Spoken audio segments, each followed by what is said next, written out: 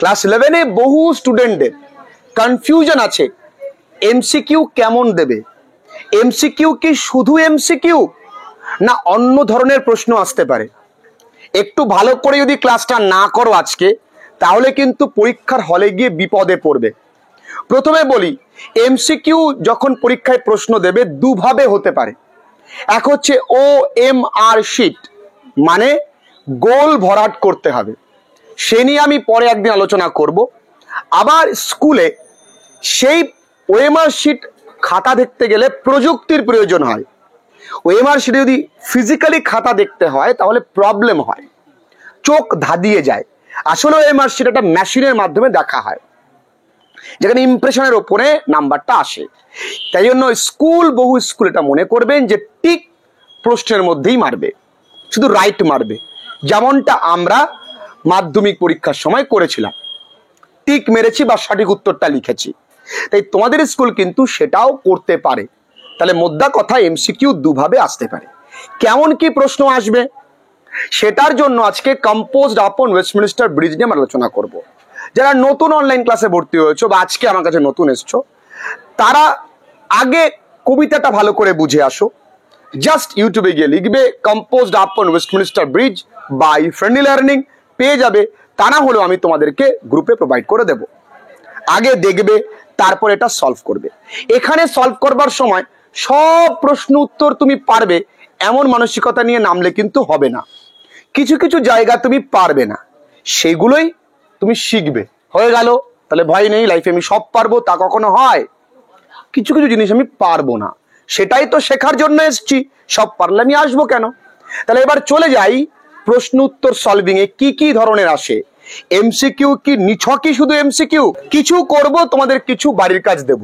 তোমরা আজকে বুঝতে পারবে যে কেমন থাকে ক্লাস 11-এর প্রশ্ন। এবার তোমরা একটু দেখে নাও যে আমরা এমসিকিউ যখন সলভ করব তখন প্র্যাকটিস করবার সময় খুব একটা ভয় পাওয়ার কিছু নেই। প্রথম প্রশ্ন আমরা কোন কবিতা থেকে করছি? আপন ওয়েস্টমিনিস্টার ব্রিজ। প্রথম প্রশ্নে কি আছে? আপন Westminster Bridge is a sonnet, না ব্যালাড, না ওড, না লিরিক? সনেট। এটা কি ধরনের সনেট ছিল মনে আছে? পেট্রার্কান সনেট আর ইটালিয়ান সনেট। আর এটা কিন্তু একটা রোমান্টিক পোয়েম ছিল, মনে আছে? দুদাগে আসি। দুদাগে বলেছে the Westminster Bridge is across the river. Very good, পারছি তাহলে থেমস নদীর ওপরে। Number 3, never did the sun more beautifully steep. এখানে এই স্টিপ শব্দের অর্থ চেয়েছে। স্টিপ শব্দের অর্থ two submerge or cover.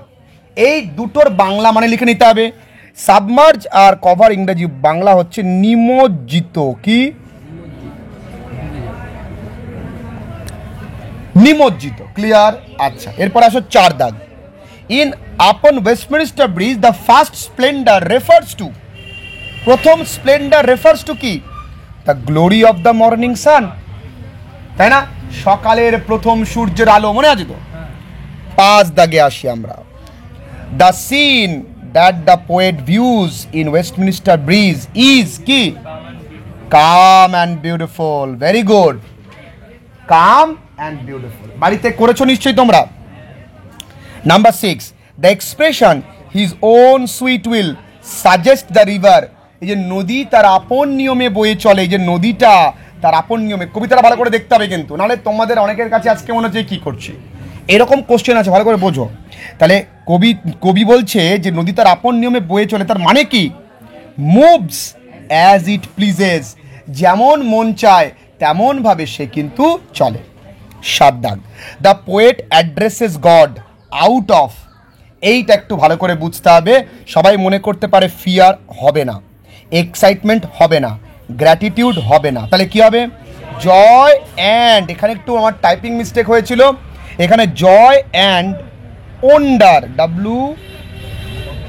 WONDER, আনন্দ এবং অবাক, এই দুটো কারণেই তিনি ভগবানকে বা ঈশ্বরকে স্মরণ করেছিলেন। Joy and wonder. Very good. এবার আসো 8 দাগে, all that mighty heart is lying still. এখান mighty heart refers to, mighty hearts মানে কি? Very good, energy and vitality of the city, ওই শহরের এনার্জি এবং ভিটালিটি মানে কি তারুণ্য, ঠিক আছে? ওকে, 9 দাগ, ওয়ার্ডসওয়ার্থ ইউজেস এক্সক্লামিনেশন, এই কোশ্চেনটাকে তোমরা স্টার মারবে। দেখো এই কোশ্চেনটার উত্তরটা একটু কঠিন, তাই না? কেন? To express the romantic feeling at the sight of the natural object, সবাই ভাবতে পারে, হবে না। To express is intense joy and wonder, তার হিন্ট তুমি কোথায় পেয়েছো? 7 দাগের প্রশ্নে পেয়েছো, দেখেছো? জয় অ্যান্ড ওয়ান্ডার পেয়েছো? আচ্ছা, এবার আসো 10 দাগ। 10 দাগে কি বলেছে? And all that mighty heart is lying still, the poet means to say that London is asleep. Very good. এবার আসো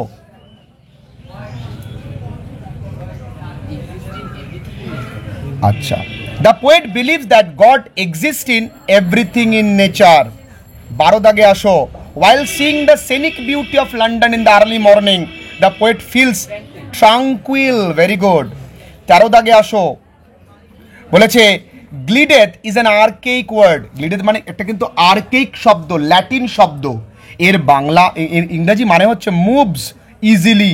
এটা মুভস ইজিলি হবে, স্টিল দিলি নয়, moves easily. In Westminster Bridge, mighty মানে কিন্তু পাওয়ারফুল, তাই না? দ্য অপোজিট অফ কাম, কামের অপোজিট কি? Noisy.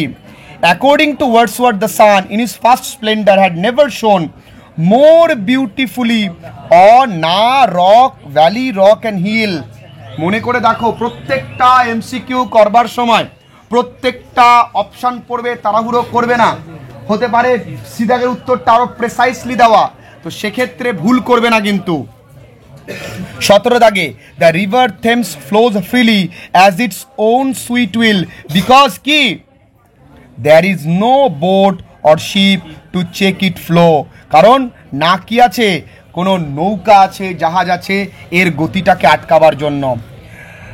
The calmness that the poet experiences by standing on Westminster Bridge is, কেমন? সিদাগ, ইজ আ ভেরি, এটা রেট হবে না, রেয়ার হবে, is a very rare and unique experience of the poet. 19 দাগ, the poem William Wordsworth uses, এটা the poem হবে না, the poet হবে। William Wordsworth uses, কবি কি ব্যবহার করেছেন? ফার্স্ট স্প্লেন্ডার, কিসের জন্য? কেন বলো? hints at the fact the sun doesn't shine beautifully in the early morning, না, এটা হবে বিদাগ, স্টার মারো, হবে indicative of daybreak. First Splendor কথার অর্থ দিনের শুরুর একটা সংকেত, ইন্ডিকেটিভ মানে সংকেত। হয়ে গেল। আচ্ছা, আর কটা আছে গো? আর একটা, never saw I never felt a calm so deep. এই 20টা এই রকম প্রশ্ন হয়। তাহলে এমসিকিউ করবার সময় তোমরা কি করবে? আগে প্রতিটা অপশান পড়বে, ঠিক আছে? এরপরে এই 21 থেকে তোমরা যারা ভিডিও দেখছো তারা স্ক্রিনশট মেরে নেবে, যারা ক্লাসেস করছো তাদের কাছে পিডিএফ তো অলরেডি আছেই। 21 থেকে 36 নয়, 37 তোমাদের বাড়ির কাজ থাকবে, ঠিক আছে? এটা তোমরা বাড়ি থেকে করে নিয়ে আসবে। এরপর আমরা আসছি আমাদের পরবর্তী সেগমেন্ট, কলাম ম্যাচিং। এরকম কিন্তু পরীক্ষায় দেবে। দেখো একটু এই পাশটাতে কলাম ম্যাচিং রয়েছে, আছে কলাম ম্যাচিং। তাহলে এক ধরনের থাকতে পারে এমসিকিউ এইরকম সরাসরি প্রশ্ন, আবার থাকতে পারে দেখতে পাচ্ছ কলাম ম্যাচিং। কেমন থাকে দেখি। কলাম ম্যাচিং আমি একটা তোমাদেরকে করে দেবো, বাকিটা বাড়ির কাজ থাকবে। কেমন থাকে দেখো ভাই, 11 ভীষণ পরিশ্রমের জায়গা, এখানে ফাঁকি মারলে হবে না। অধিকাংশ ছেলেমেয়েরা জানেই না কোনো সিলেবাসটা কি, কেমন কি প্রশ্ন আসবে। কালকে একজন নতুন আমার কাছে পড়তে এসছে, আমি বলি তুমি কোথা থেকে এসছো? বলে স্যার আমি অমুক জায়গায় পড়তাম, এখন এসছে এখানে। তুমি কি কি করেছো? বলছি স্যার আমি কম্পোজ আপন এক্সপ্রেসটা ব্রিজটা পড়েছি, আর ওইখান থেকে 5 নাম্বার একটা কোশ্চেন লিখেছি, আর 1 নাম্বারে 10টা কোশ্চেন লিখিয়েছে। আমরা মানে বলছে স্যার বড় কোশ্চেন লিখিয়েছে আর শর্ট কোশ্চেন লিখিয়েছেন। বলছে মানেটা কি? ওখান থেকে তো আসবেই না, ওগুলো আসবে তো এমসিকিউ। স্যার কি ভুলে গেছেন যে সিলেবাস চেঞ্জ হয়ে গেছে? নিঃসন্দেহে তিনি খুব ভালো পড়ান, উইথ ডিউ রেসপেক্ট বলছি, কিন্তু তিনি সিলেবাস জানেন। তাহলে ক্ষতিটা কার হবে? ছেলে মেয়েদের হবে। ও বছরের শেষে কি বলবে, এ ভুল হয়ে গেছে, ওখান থেকে এমসিকিউ পড়ে যাবি, তখন কি হবে? চলো, এই জন্য সাবস্ক্রাইব করতে হবে ফ্রেন্ডলি লার্নিং। আচ্ছা, এবার দেখো কলাম ম্যাচিং ছোটবেলায় তোমরা করেছো, এরকম এরকম তোমরা দাগ দিয়ে দিয়ে করেছিলে, মনে করে দেখো তো একটুখানি, করেছো না? হ্যাঁ, বায়োলজিতে ছিল ঠিক কলাম ম্যাচিং, তোমরা ছোটবেলায় করে। তাহলে সুতরাং খুব সোজা বলেছে, দেখো কত সোজা, দেখো one can pass by such a beautiful sight, সেটাকে ডাল অফ সোল। তাহলে দেখো তো সহজে বোঝা যায়। তাহলে একেরটা কোন দাগ হচ্ছে? সি দাগ। একটু অপশানে আছো, তাহলে দেখো তো বি দাগে উত্তর কি? একের সি, আর কোথাও একের সি আছে? তাহলে আমি চটপট করে ভেবে নিতে পারবো, তবে হ্যাঁ সব ক্ষেত্রে এমন নাও হতে পারে, অনেক ক্ষেত্রে হতে পারে সব করাতে একের সি। তার মানে দ্বিতীয়টাতে যাবো, সব আছে শোনা, সব লেখা আছে। এই পাশে দেখো, এই পাশে, এই পাশে কলাম ম্যাচিং, এই পাশটাতে, এই পাশটাতে নিচের দিকে দেখো। আরে বাবা, কলাম ম্যাচিং হেডিং করে রয়েছে, দেখতে পাচ্ছিস না? এবার দেখো, wears the beauty of the morning like a garment, সেটা কে? লন্ডন সিটি না দ্য হাউসেস? London city. তাহলে হয়ে গেল। Never felt such profound calmness, কে? The poet. Sleep seem asleep, the houses. কঠিন কিছু আছে? বাকি দুদাগ তোমাদের কিন্তু বাড়ির কাজ থাকবে। এবার আসো 2, 3, 4, 5, এগুলো তোমাদের বাড়ির কাজ থাকবে, করে নিয়ে আসবে সুন্দর করে। এবার দেখো 2 নম্বর সেকশন, অ্যাজারশন রিজন। দেখো এই কোনায় আছে অ্যাজারশন রিজন। অ্যাজারশন মানে বক্তব্য, আর রিজন মানে কি? কারণ। তোমরা করেছো না কজ এফেক্ট? করেছো? দেখো কি কত সোজা, দেখো কিচ্ছু নাই, কিচ্ছু নাই। 1 নাম্বার দেখো, everything is bright and clear, সব কিছু কি ঝলমলে এবং স্পষ্ট। কারণটা কি?